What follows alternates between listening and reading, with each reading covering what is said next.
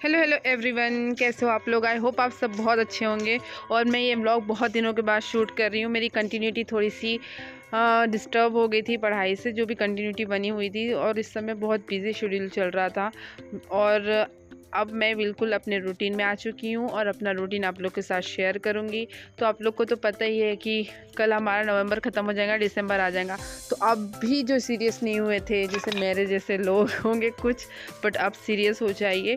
और सीरियस होकर मेरे साथ आप अगर पढ़ना चाहते हैं तो पढ़ सकते हैं। अब हम डेली अपना स्टडी रूटीन आप लोग के साथ शेयर करूँगी कि मैं क्या पढ़ने वाली हूँ, कैसे पढ़ने वाली हूँ और कितना क्या क्या पढ़ूँगी, वो आप लोग के साथ शेयर करूँगी। और आप लोग भी मेरे साथ अपनी प्रिपरेशन कंटिन्यू कर सकते हैं। क्या होता है ना कि किसी के साथ कंटिन्यूटी मेंटेन रहती है तो हम लोग को याद रहता है, हाँ उन्होंने आज इतना पढ़ा है, मुझे भी आज इतना पढ़ना है। आप ना हर रोज़ सुबह उठकर, जैसे मैं ये सुबह 5:30 बजे उठी हूँ, यहाँ मैंने अपना पढ़ाई बाद में स्टार्ट किया। सबसे पहले मैंने अपने आप को टास्क दिया कि आज मैं क्या करूँगी, कितना पढ़ूँगी और कौन सा सब्जेक्ट कंप्लीट करूँगी।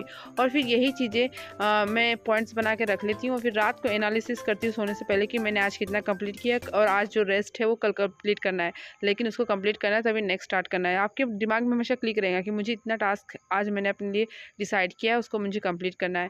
बहुत सारे लोग ये बात भी बोल रहे हैं कि बीपीएससी टीआरई 4 नहीं होगा, तो आप ऐसे अफवाह के बारे में मत सोचिए, सिर्फ अपनी प्रिपरेशन कीजिए।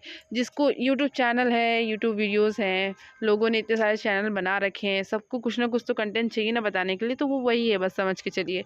वो टीआरई 4 एनी हाउ आएगा। बिहार में इलेक्शन है और इलेक्शन की वजह से टीआरई 4 तो कंफर्म है कि वो आएगा ही आएगा। तो आप अपनी पढ़ाई पे फोकस करिए, इन सब की अफवाह के बीच में मत पड़िए। तो यहाँ मैं ना सुबह सुबह आज अपना सिलेबस लिख लिया था कि मतलब मैंने 2 महीने का चैलेंज लिया है।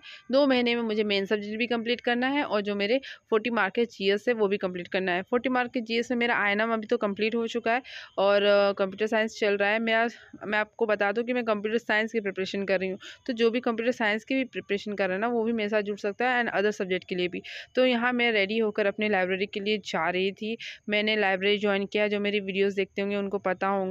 वहाँ जाके मैं आज समथिंग 3 घंटे पढ़ाई की थी और अब मेरा जाने का टाइम हो गया, तो मैंने थोड़ा सा ऐसा रिकॉर्ड कर लिया था। अब इसके बाद फिर मैं अपने घर जाऊंगी और घर जाकर फिर मैं यहाँ पे देखिए आज बहुत ज़्यादा काम था, तो आते ही मुझे काम पे लगना पड़ गया। लेकिन क्या है कि घर के काम भी इग्नोर नहीं कर सकते हैं। घर के काम करने के बाद भी मैं अपनी पढ़ाई के बारे में हमेशा सोचते रहती हूँ, अपने आप को हमेशा अंदर से बूस्ट करने की कोशिश करती हूँ कि नहीं मुझे आज ये करना है, ये करना है। मतलब आपका जो मेन है ना, एम है ना, गोल, आप उसको हमेशा अपने दिमाग में रखिए, उसको दिमाग से हटने मत दीजिए। क्योंकि काम करना, घर के काम करना, बच्चों को देखना, ये तो प्रायोरिटी है, लेकिन इसके साथ साथ आपको अपने लिए, अपने करियर के बारे में सोचना भी प्रायोरिटी बनाना होगा, तभी कुछ हो पाएगा। अदरवाइज़ अगर आपके मन में अगर ऐसी सोच नहीं रहेगी ना, तो आप अपने जीवन में जो हासिल करना चाहते हैं नहीं हासिल कर सकते। इसी बात में मैं आपको एक कहानी बताती हूँ। एक लड़का रहता है, वो अपनी लाइफ में सक्सेस चाहता है और यही सक्सेस कैसे मिलेगी, सफलता कैसे मिलेंगी, इसी चीज़ के बारे में खोज करते करते एक महर्षि के पास पहुंच जाता है।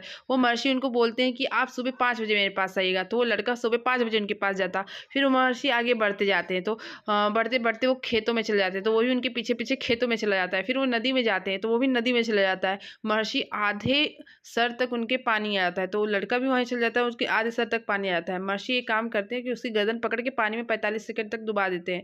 तो लड़का बहुत कोशिश करता है बचने के लिए, तो फिर महर्षि उसका सर बाहर निकालते हैं। वो बोलते हैं कि देखो, तुम्हें अपनी जितनी सांस की ज़रूरत थी जीने के लिए, उतनी ही ज़रूरत तुमको अपनी सफलता के लिए जब तक नहीं आएगी, तब तक तुम अपनी सफलता नहीं प्राप्त कर सकते।